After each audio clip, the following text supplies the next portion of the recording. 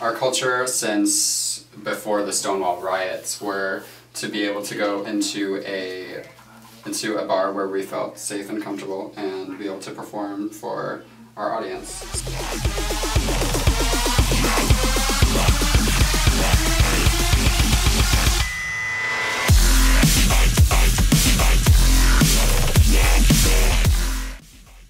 We as a queer culture feel comfortable in bars is what I think. Okay, spend a lot of money on liquor. So, as we started in a bar, and it's probably where we'll be for another 20, 30 years.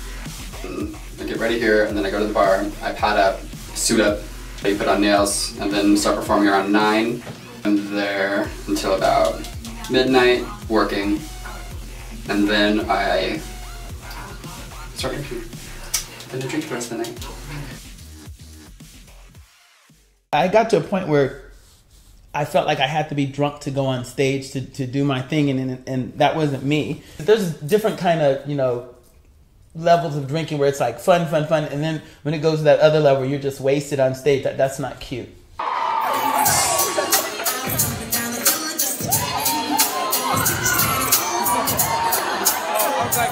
Back when I was younger, well, a lot of us had this persona on stage where the audience, the fun part of them was getting us drunk on stage to see what we'd come up with. We've been in bars forever, but it's been different recently with RuPaul's Drag Race and other things. So we're able to do a lot more what we call day drag. I learned like what it means to be a true female impersonator, like to just be able to go out there, show your art. No need for drama, just go do it, do your job. It's good times. I have too much trouble with the boogers to be sticking anything up my nose but a tissue. I was smart. I experienced a bad experience with marijuana when I was like 21. And this particular time they had me try it through a bong, a water bong. So I remember they had me stand up and say, suck. So I was sucking. And I remember the water, hearing the water, and then he pulled something out of sight and like this big old thing, all the smoke disappeared. So they made me pass out. And when I came out of whatever it was, I was in Never Never Land. And I wasn't curious about any other drug after that.